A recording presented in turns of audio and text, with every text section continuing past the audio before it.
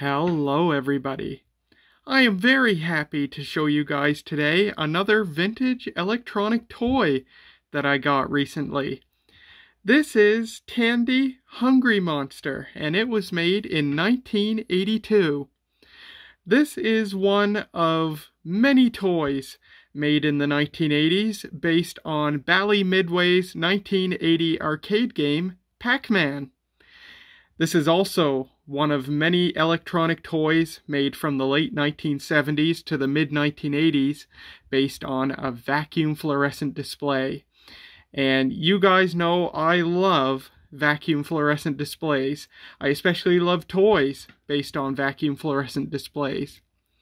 I also love Pac-Man, and so I love Pac-Man toys, and so this is one of a few Pac-Man toys that I have that are based on a vacuum fluorescent display. So I'm pretty excited to show this to you guys today. Now, I'm going to be right up front before I go forward. This is a pretty weak conversion of Pac-Man. In a vacuum, it's very nice, it's very fun, and I enjoy playing with it.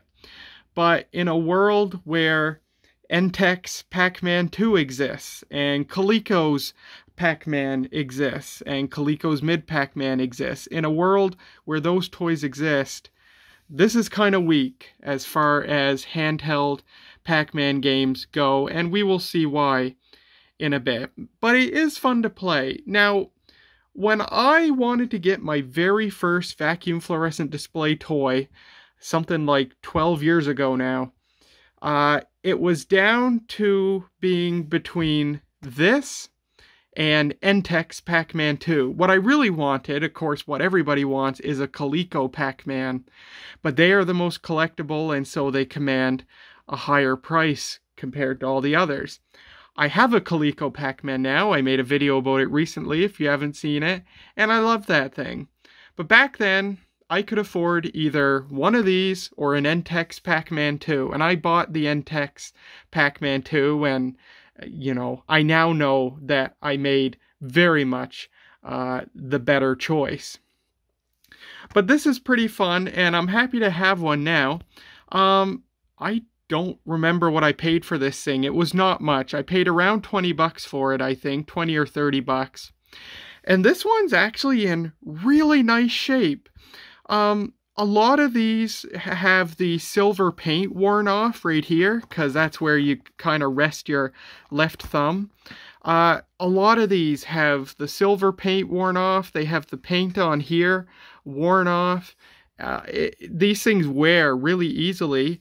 This one's not worn at all. It just must not have had many hours put on it.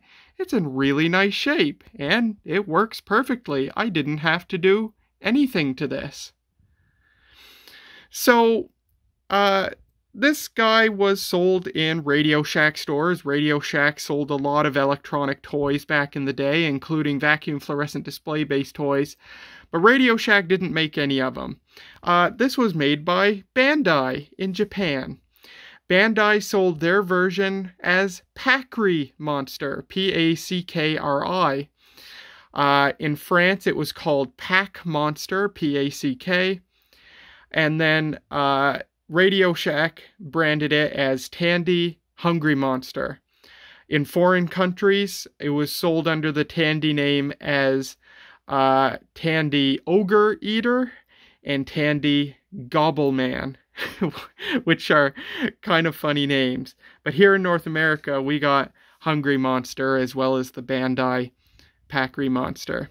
The first thing you notice when looking at this thing is the unique form factor, which I actually really like a lot. I think the shape of this thing is very nice. It's shaped just right, and it's small enough that you can actually just hold it in your hands like this, which is probably why the left side of these get all worn out normally. But yeah, and actually how I play this thing most often is laying in bed, holding it above me in my left hand and using my right hand to manipulate the joystick, and it works really well that way. Yeah, I really like the form factor, very unique, and it works very well. Bandai made a few games in this form factor. The most well-known one, besides Pac-Monster, is a game called Frisky Tom, which is based on an arcade game of the same name. And that one actually looks kind of fun. I might see if I can find that one someday. And then there was one called Mole Patrol. And then there was one called Change Man, which I don't know anything about that one. It might have only ever been sold in Japan. But Bandai made many vacuum fluorescent display based games, and they made a few in this form factor, and I think it works very well.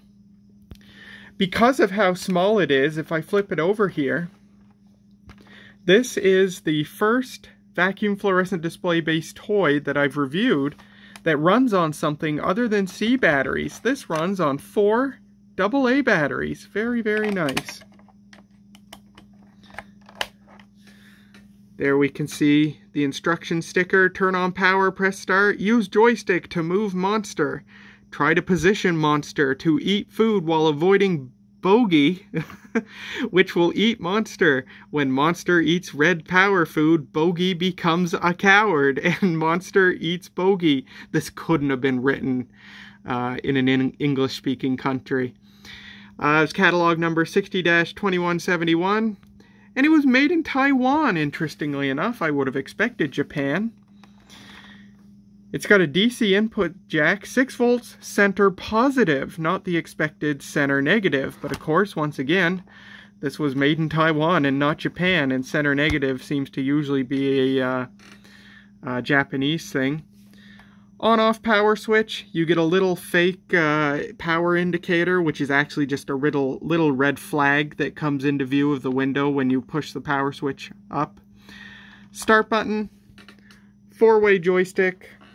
Joystick's alright, it handles pretty well. Unfortunately, because of the way this is constructed, I couldn't actually clean the joystick controls. The joystick itself comes off, but then there's like this plastic guide underneath it that holds the rubber domes in place, and it's plastic riveted, and it would be destructive to remove it to clean the actual switch contact, so I haven't done that. However, it seems to have cleaned itself up, and it works just fine now. Action! This is nothing, just shows the 4 ways the joystick moves. So something I alluded to earlier is take a look at the display screen. The first thing that I think really makes this kind of a weak, maybe even low effort Pac-Man conversion is the maze is printed on. It's not actually part of the vacuum fluorescent display. They didn't do that. It's just printed on with silver painted plastic. And oddly enough, this gets very worn out as well, so I'm glad that mine has nice... it isn't worn out at all. But yeah, they printed the maze on, which kind of sucks. I wish they had just, you know, did what everyone else did and made the maze part of the VFD. You do have warp tunnels. You have a 3-digit score counter. I should just turn this on. Let's turn it on. It goes into a demo mode. There, it's on. So it's playing itself. So the next thing you notice, well, you could already probably tell, but now you can really tell, the maze is just so small compared to all the other Pac-Man conversions, with the exception of Tomitronics Pac-Man. That has a really small maze as well. But yeah, kind of a small maze. You do get a lot of dots to eat, though, unlike Tomi's conversion, which has like 10 dots total or something like that. But yeah, small maze, printed on maze. Like I said, in a vacuum it's fine. But compared to what Coleco did and what Entex did, it's just not as good of a game. Your extra lives show up right here in these 2 little windows. You start off with 3 lives. And I don't think you get an extra life at any point that I know of. Because the score counter is only 3 digits, it is possible to roll it. I have rolled it once, or I've rolled it twice actually out of a few dozen plays.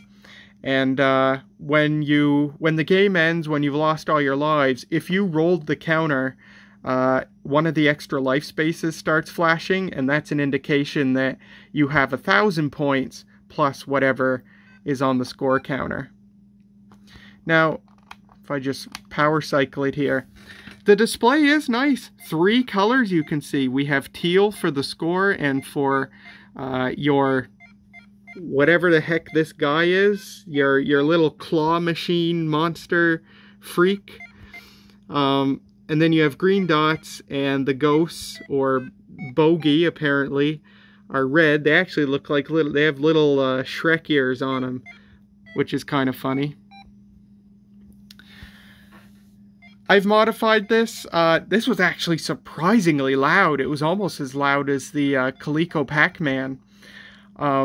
Despite the fact that there's no amplification techniques going on like what Coleco did, this thing was just really loud out of the gate. So I inserted a 50 kilo ohm resistor to quiet it down. And it's kind of funny. In its original form, the tones sound like sawtooth, like a sawtooth wave. And that turns out to be, apparently, that must just be what piezo buzzers do when you overdrive them, is they turn into sort of emitting a sawtooth type tone. But now that I've inserted the resistor, it's gone to like a square wave. So it's not only quieter, it kind of lost some of the characteristics of the tones. But that's alright. So another reason that I find this one just not as strong as other Pac-Man games is that the game feels very much on rails. And what I mean by that is that I've played this thing a few dozen times now, maybe 20, 30 times, and every time I end up dying with about the same score.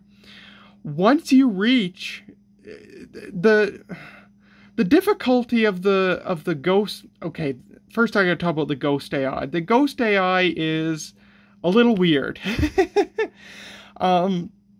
First of all, I'll show you a video here that I posted on my Mastodon page where I found, and it's only occurred once for me, a very funny bug in the ghost movement algorithm where I moved into a corner, and when I sat in that corner, all of the ghosts just quit moving. Everything lined up perfectly, that the ghosts just stopped moving altogether, and they didn't start moving again until I started moving again.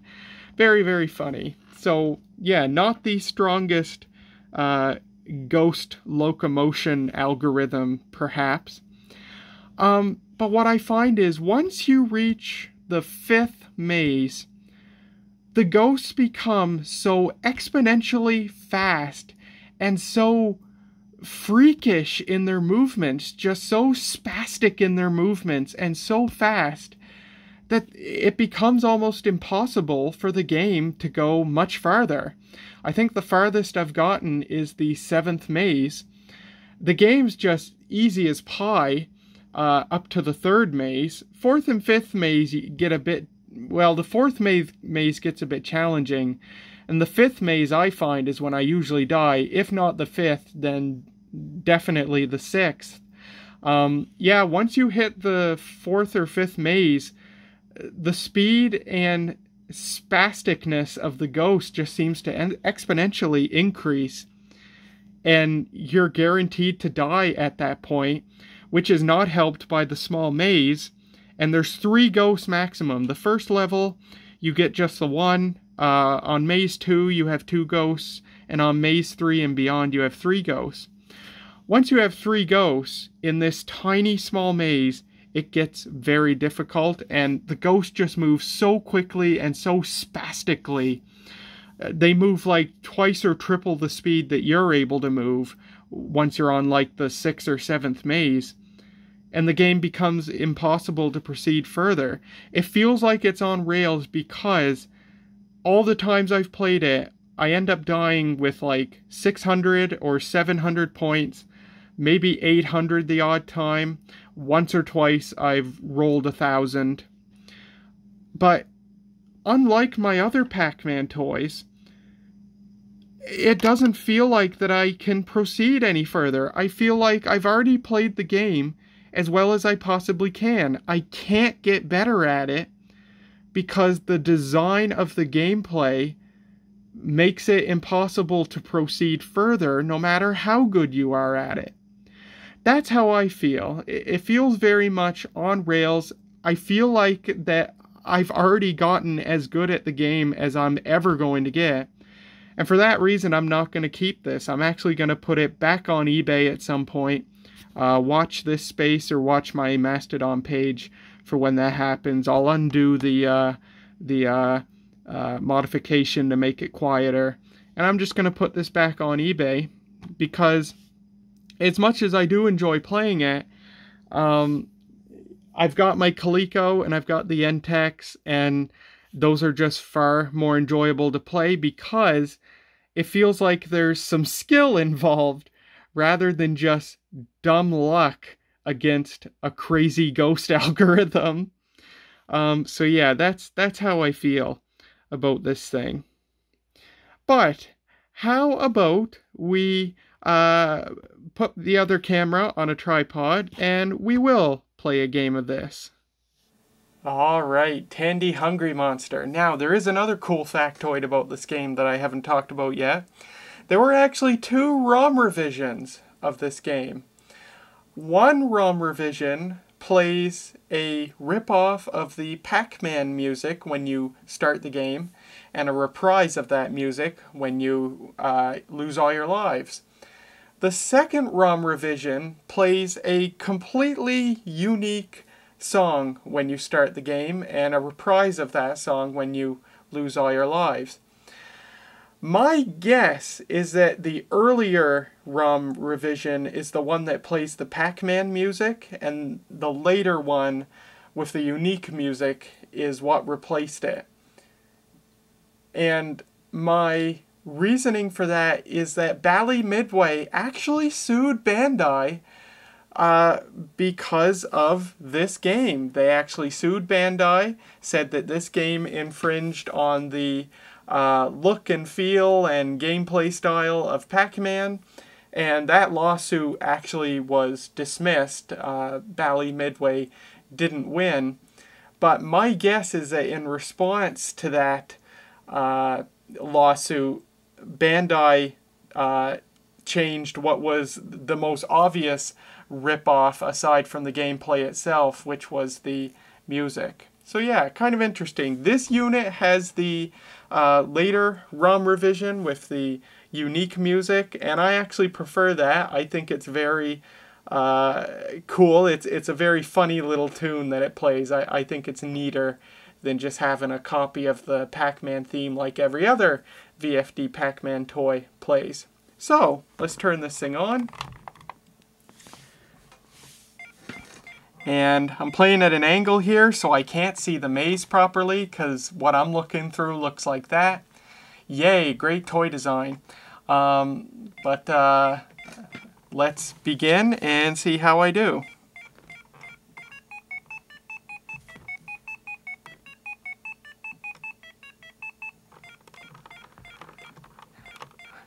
I always take the same route. That's sort of the sucky thing about having such a small, simple maze.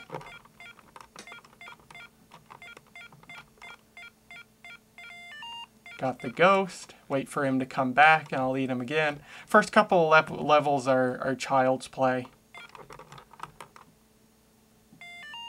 10 points for him. Now, there's another kind of neat thing this thing does that no other VFD Pac-Man toy does, and you'll see it when we complete the second maze.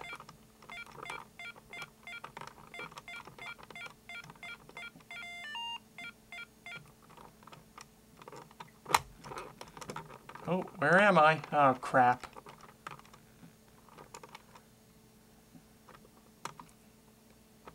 Okay, I've worked myself into a bit of a pickle here. Oh, maybe not. Oh, great.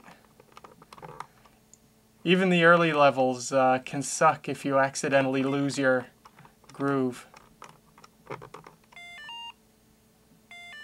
There we go. Look at this.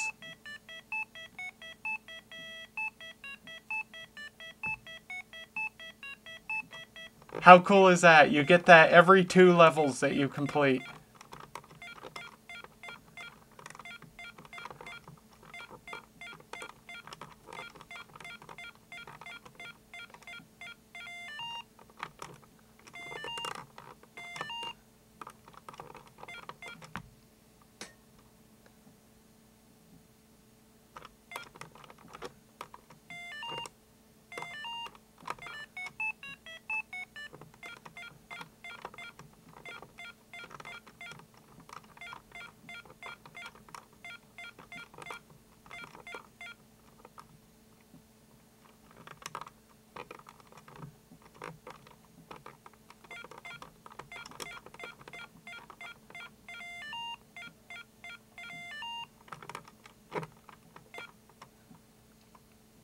I'm doing pretty well so far.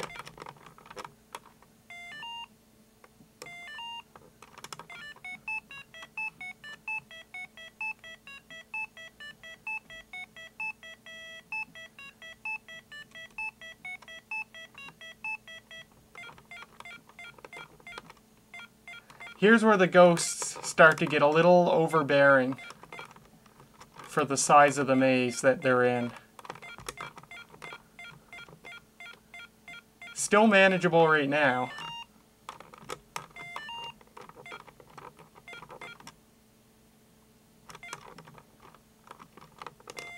You'll see how fast I complete these mazes is crazy. Oh, crap. Oh, there we go.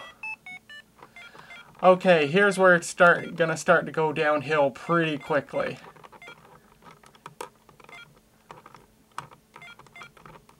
Oh, crap.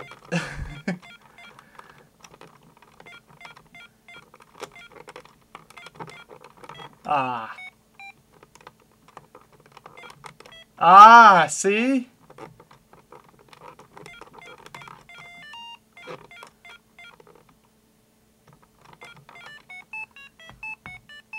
I'm doing pretty well. I'm not going to beat this next level, probably. Especially because I'm looking through a camera viewfinder.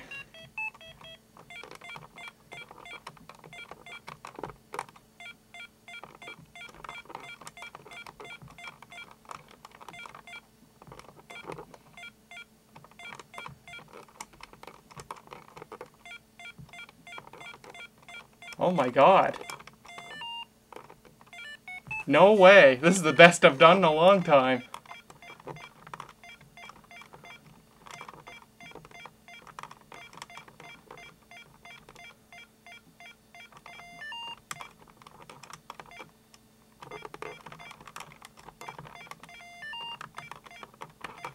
No way. This is nuts. Oh my god, I might roll the score counter.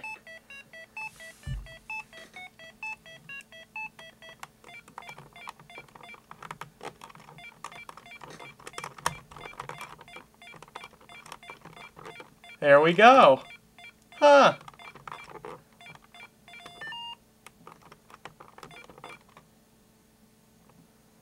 Oh shoot. My batteries are dying. Maybe you guys can notice. I'm just realizing now my batteries are almost dead. I could barely see the ghosts. That's actually what happened there, believe it or not. Yeah, and there you can see the flashing extra life. Uh-oh. The sounds are getting higher pitched. Are we going to witness this thing stop functioning?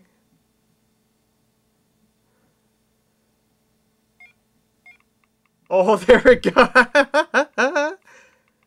Oh, there it goes.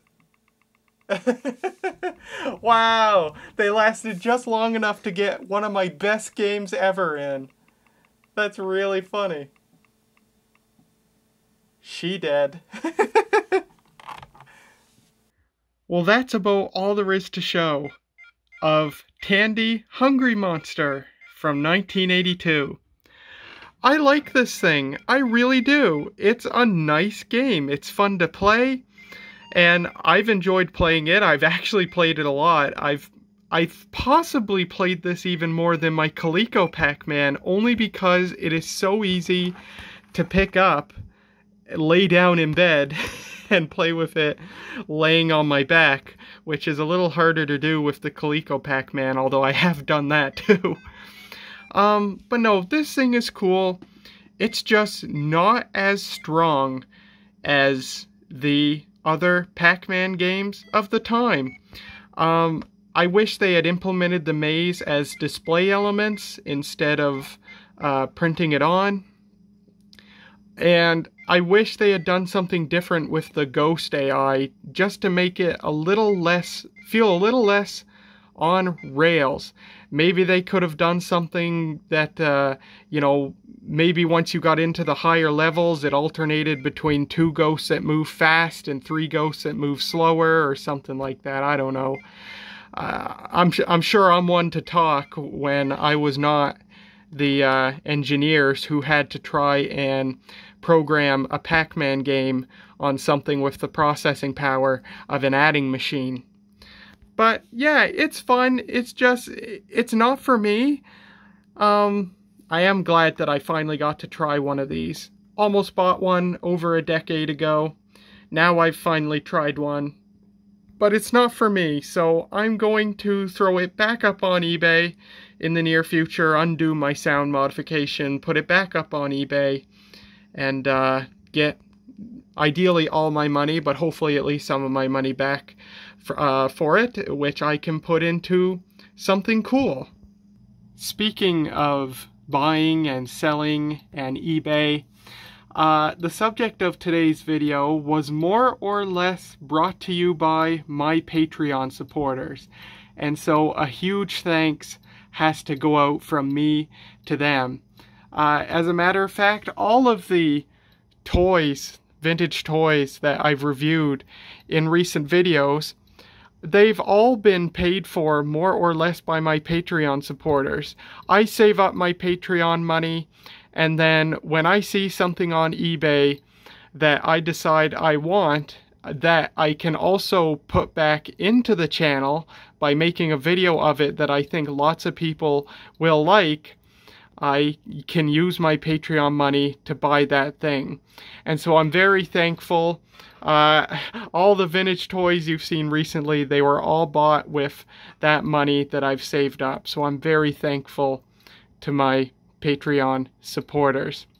And also take a look at this. You've seen part of it already. How cool is this? I brought home my childhood bookshelf from my mom's house. Gave away about half the books that I was never going to look at again, and I think it makes a very cool toy and game display. Very, very happy. And I think I know something that I would like to do. Obviously, the way my brain works, I'm on a vintage toy kick right now. I put a poll out to my YouTube subscribers. Are you liking the vintage toy videos? The overwhelming majority said yes, so I'm very happy about that. I am glad people are enjoying the vintage toy videos.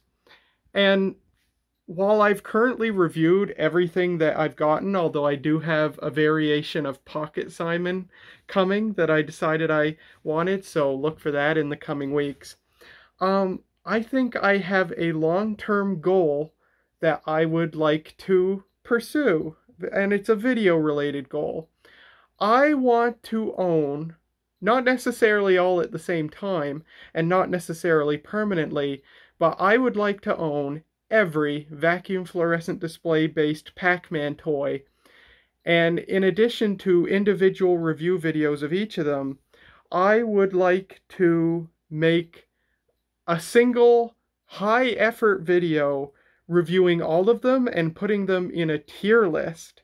I think that would be pretty cool, tier listing every vacuum fluorescent display-based Pac-Man toy. Now, this is going to be a slightly expensive endeavor because I have to procure all these toys. The ones that I don't have are Coleco's Pac-Man, Coleco's Ms. Pac-Man, which is the one that I want to get next. Gackin Puck Monster. Actronics Hungry Pack, which I'm not sure I'll be able to procure because it was never sold here. And Romtex Pucky and Monsters, which was also never sold here, so I may never be able to get one. Coleco Ms. Pac-Man, definitely going to be buying one of those, just have to find one at the right price. Gackin Puck Monster, again, just have to find one at the right price. I don't know if I'll ever procure the other two, but it would be pretty cool to be able to make a big, like, tier list video of all the VFD Pac-Man games. Nobody's done something like that, so I think that would be a pretty cool thing for me to do. Also, where is it? The NTEX Pac-Man 2 in the back there. I want to make a new video of it, modern video. The video I have of it was made over a decade ago, very low quality, so look for a new video about the NTEX Pac-Man 2 in the near future. As you can see, the thing still works just fine. So there you go. Thank you so much for watching. I do hope you enjoyed, and I will see you in the next video. There was nobody ever defined that, so like, you could just bless the entire ocean, it would all be holy water. Oh, pigeon. Oh, pigeon. Oh my god. I thought that so pigeon was going to go through my windshield. Bro's playing chicken.